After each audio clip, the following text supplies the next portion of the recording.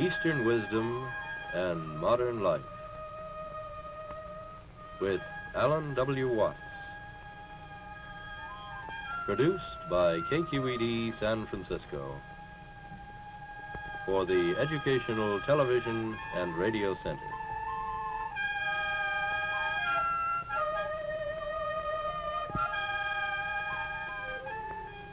Alan Watts is a scholar, lecturer, and the author of many widely read books on comparative philosophy and religion.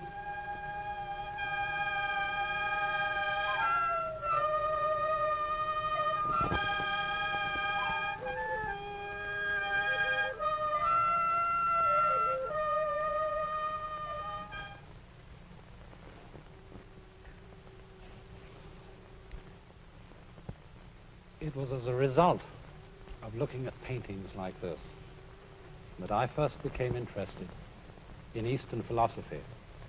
That was many years ago when I was a boy, only about 14 years old. And the thing that grasped me and excited me about this vision of the world was the astonishing sympathy and feeling for the world of nature. Think, for example, of a painting like this, which is called Mountain After Rain. A painting by the Chinese artist Gao Kogung, showing the mist and clouds drifting away after a wet night of pouring rain. And it's fascinating for us to think that pictures of this kind are not what we would call just landscape paintings. They are also icons. That is to say, they are a religious and philosophical kind of painting. We are used, of course, in thinking of iconographic or religious paintings, of thinking of pictures of human figures, of angels and saints and divine beings. But when the mind of the Chinese expresses its religious feeling, it expresses it in the objects of nature. And their feeling for nature is in one very important respect strangely different from ours. And that is as a result of the sensation that the human being is not someone who stands apart from nature and looks at it from an entirely outside position. But the human being has himself the feeling of belonging right in nature. And this is very startlingly illustrated. If you look at another painting, this one by the great Song Dynasty painter Ma Yuan, called Poet Drinking by Moonlight. You would think it was just a landscape painting and puzzle, find the poet.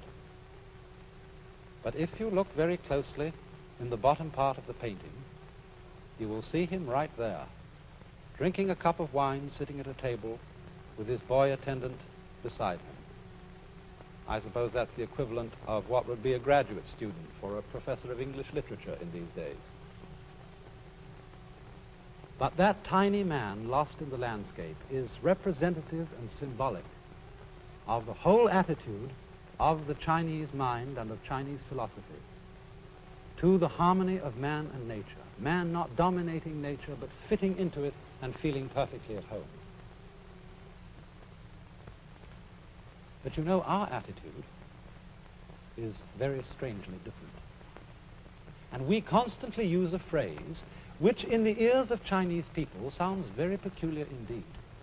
We speak constantly of the conquest of nature, the conquest of space, the conquest of mountains like Everest. And they would say to us, well, what's the matter with you? Why must you be in such a fight all the time with your environment? Aren't you grateful to the mountain that it itself lifted you up when you got to the top of it? Aren't you grateful to space that it opens itself out for you so that you can travel through it? Why do you think all the time of getting into a fight with it? But that is indeed, isn't it, our dominant feeling. That we are using science and technology, the powers of electricity and steel, to carry on a fight with our external world and to beat our surroundings into submission with bulldozers. And it's also the same with our attitude to our own nature, because we've been brought up in a religio-philosophical tradition which has taught us to a great extent to mistrust ourselves. That is to say, it has taught us as reasoning and willing beings to mistrust our animal and instinctual nature. We have inherited a doctrine of original sin, which tells us not to be too friendly, to be very cautious with our own human nature. And this is something which is all very well, for we have indeed achieved marvelous things by technological interference with and alteration of nature. But if this thing is carried beyond a certain point, it gets us into very serious trouble indeed, as a result of what I would call the law of diminishing returns. Now, it's something like this, to illustrate it in a very simple way.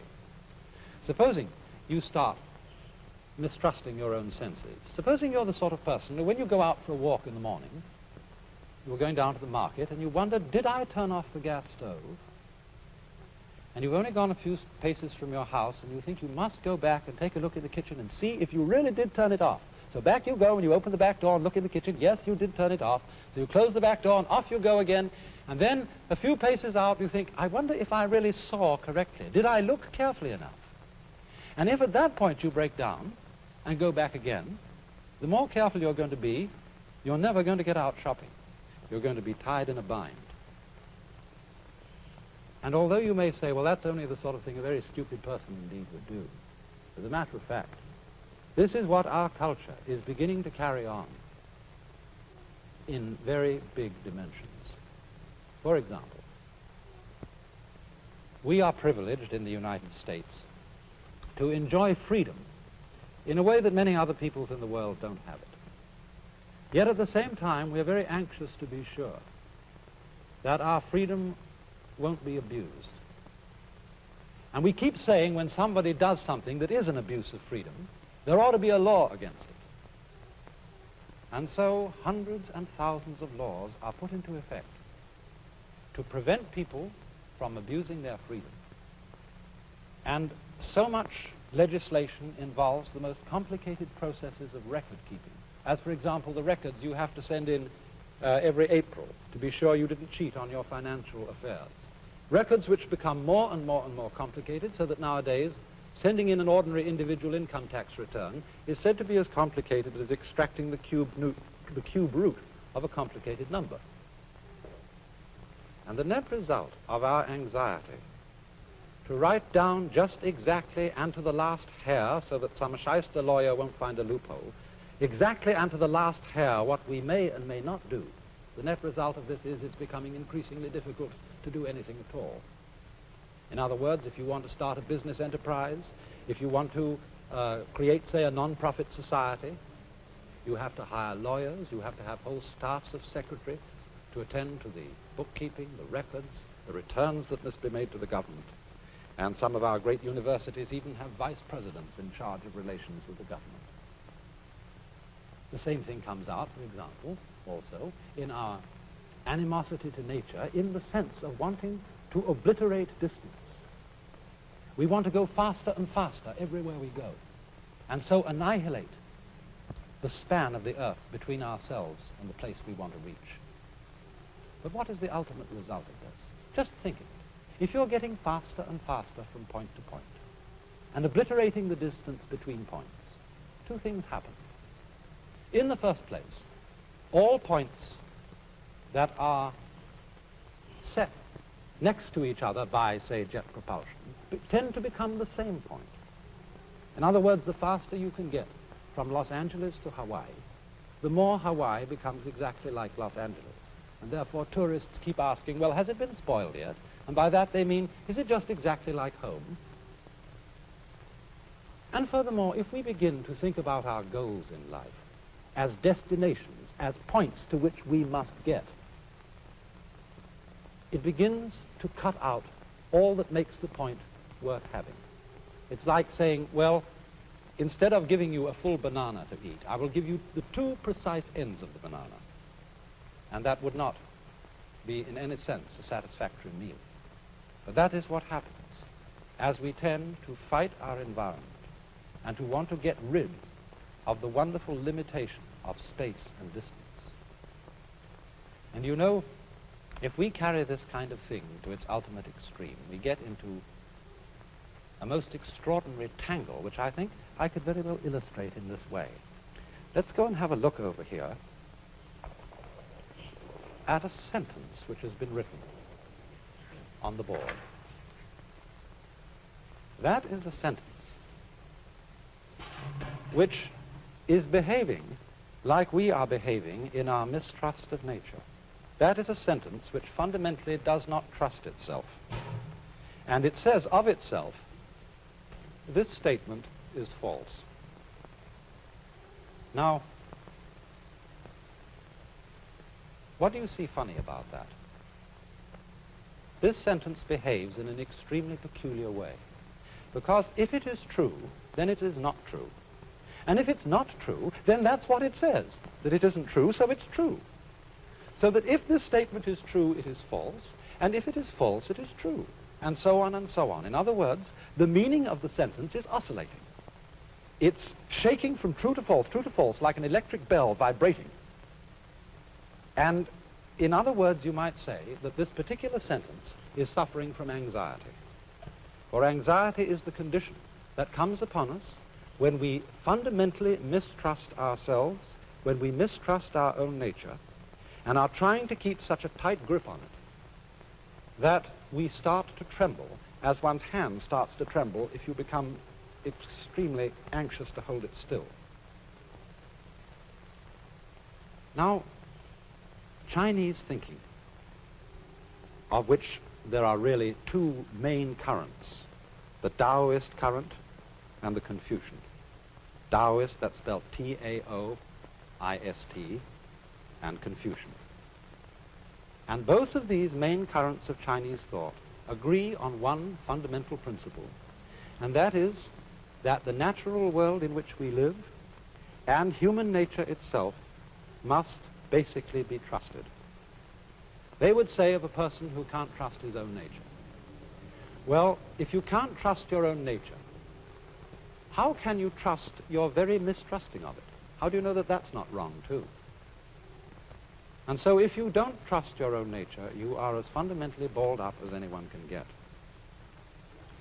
Now it's interesting to look at the fundamental Chinese word, which we translate as nature, because it has a rather different meaning from the word that we use.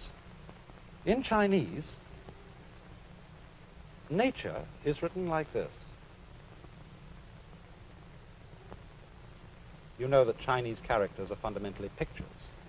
And this first one is the picture that used to be a face.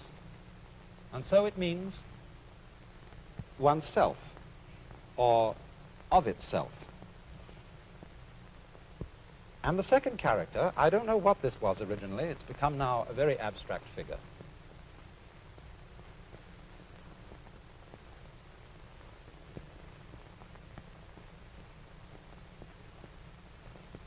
That means so. And so the whole figure means of itself so. And we should give the rough English equivalent of that as spontaneity. That which happens of itself, just in the same way, for example, that your hair is growing by itself, your heart is beating by itself, so that if you feel your pulse, you get this funny sensation of movement going on inside your body, and you think, oh, I'm not doing that. That's something queer going on inside me over which I have no control. But when you come to think of it, what is more fundamental? What is more central to you? What is more the very middle of yourself than your own heart? And so this idea of nature, that which happens of itself so, is a process which is fundamentally not under our control, which is happening all on its own, just as our breathing is happening all on its own, and just as our heart beating is happening all on its own. And the fundamental thought of Taoist philosophy is that this self-so process has to be trusted. If you turn now to Confucian ideas, we will find another word that represents the basis of human nature. This word, written like this,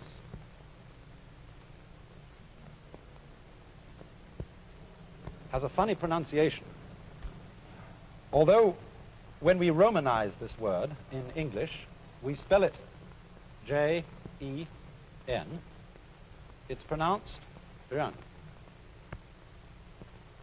Sort of like rolling an R, or rather saying R but not rolling it. And this word is the cardinal virtue in the whole system of Confucian morality.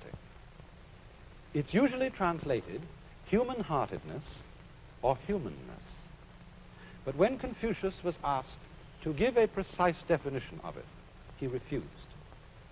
He said, you have to feel the meaning of this virtue.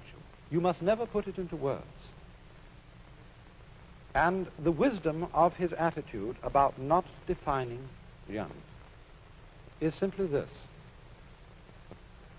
that a human being is always greater than anything he can say about himself and anything he can think about himself. If we formulate ideas about our own nature, about how our own minds and emotions work, those ideas are always going to be qualitatively inferior. That is to say, far less complicated, far less alive than the actual author of the ideas themselves, and that is us. So there's something about ourselves which we can never get at, which we can never define, in just the same way that you can't bite your own teeth, you can't, without the aid of a mirror, look into your own eyes, you can't hear your own ears, and you can't make your own hand catch hold of itself. So that you must basically trust this. Confucius would say he would rather trust human passions and instincts than he would sometimes trust human ideas about what is right. For example, when people go to war, they very often go to war about who has the right ideology, who has the right of this particular dispute, and who has the wrong of it. And because there can be no agreement, no compromise between principles of right and wrong, ideological wars generally tend to be vastly destructive. On the other hand, when we go to war for simple, ordinary greed, because I am greedy of another people, of another nation, I want to carry off their goods, I want to carry off their women, I will at least be sure in going to war with them that I don't destroy the thing I want to possess. And so, if we are then bound to trust our own nature, this attitude of hands off, of not interfering with oneself beyond a certain point, is called, again in Lao Tzu's Taoist philosophy, this: Wu,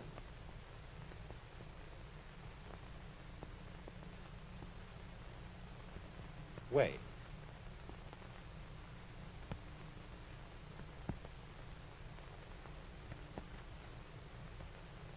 This character means no, not, or don't.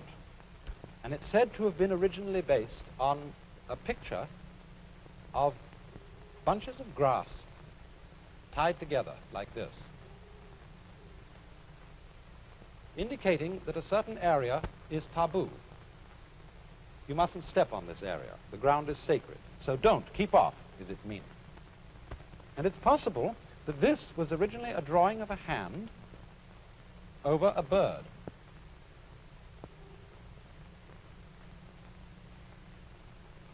Like this. So the meaning of this is grasping a bird. The whole idea is don't grasp the bird. In other words, don't clutch at what is living.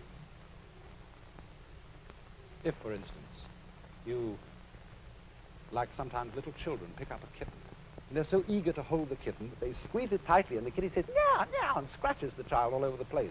It's because he is loving it, he is grasping it too tightly.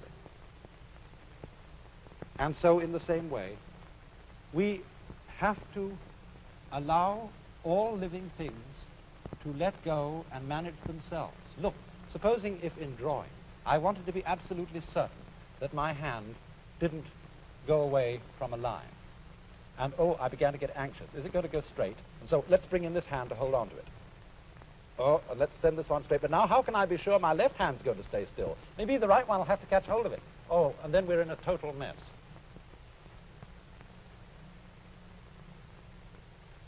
But you see, we in the West are basically afraid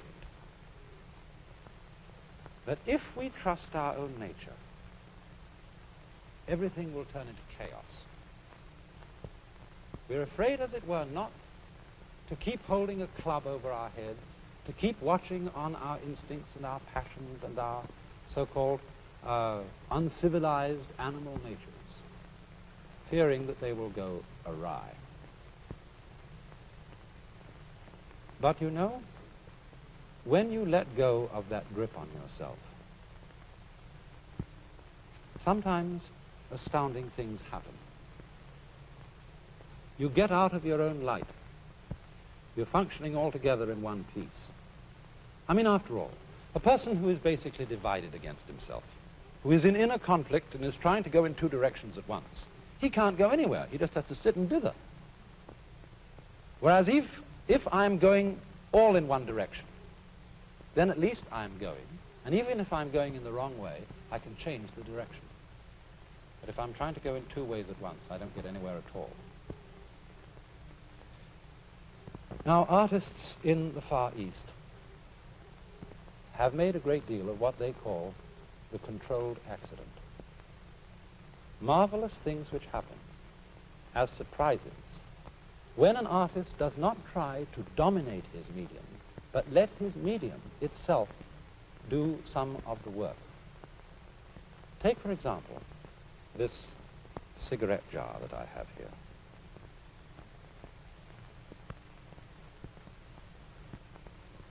You see the glaze has just been slopped on it with a swift motion of the wrist. And you notice, as I turn it, that there are all sorts of little flecks of white inside the black outline there. And little flecks of black, like right here, outside the main band of black. It's incidental things like this which to the Chinese and Japanese mind, and increasingly to our own way of thinking, make the real beauty of things. For instance, consider a shell like this. Here is an object which any one of you would pick up on the beach if you saw it. And yet, what does it represent? If you saw a painting with markings on like that, you might say, well, that's not what I call a painting. It doesn't look like anything. And yet, as I say, none of you would hesitate to pick that up and treasure it if you found it. For it, too, like the jar, is a sort of controlled accident. And it is the art of trusting the medium to express itself along with your own contribution to it as an artist. When this harmonious relationship of man and nature is brought into play, we get marvelous little objects of this kind. And so in the same way, if we can learn to trust our own nature, we will, I think, be profoundly surprised that things don't go out of control at all, but on the contrary, suddenly come back into control. Take, for example, a very familiar instance. Supposing you're learning to ride a bicycle. Some of you will have known that when you started out this rather difficult art, you found yourself immediately falling over, and your first instinct was to turn the wheel right opposite the direction in which you were falling. And in this way, you collapsed totally on the ground. It seemed to be common sense to turn away from the direction in which you were falling And yet the thing you have to learn to do is to turn the wheel in the direction in which you're falling. And in this way, you zoop, suddenly come up straight again, and you're in control. You expected to fall. You went with the fall, and you came to yourself again. In precisely the same way. When we go with our own nature, our own inner feelings, we come into control of them. We don't lose control. If we fight them, we get in that state of balled-upness, of anxiety, of dither, which makes us incapable of doing anything at all. An anxiety and a dither which is comparable to the whole problem of maintaining freedom in a world like ours. The problem that we are in danger of losing our freedom through being over-anxious to preserve it. Oh, think of another illustration. Those of you who live in the East and the Middle West are familiar every winter with the problems of icy roads. But any good driver knows that when you skid on an icy road, you have to turn in the direction of your skid and not against your skid. That again brings you into control. To fight the trend of things, to fight what the Chinese call the Tao, the T-A-O, the way of nature, is to come into conflict with nature so that you can't do anything at all. Or another common example, everybody who ever used a sailing boat knows that if you are going to move, you've got to keep the wind in your sails. Even if you want to go against the wind, you would never dream of turning the boat directly into the path of the wind. So you always have in some way to keep the wind behind you. But when you want to go against the wind, you don't fight the wind, you use the wind. You, in other words, tack against it at an angle so that it blows you into itself. And this is the fundamental principle of Chinese philosophy, which underlies that startling manifestation of it in Japanese wrestling called judo, where you overcome the enemy not by opposing him, but by using his own strength to bring about his downfall. For this is the philosophy of bend and survive, of the strength of weakness, as the willow trees under snow go supple and drop the snow, but the pine with its tough branch piles up the snow and cracks.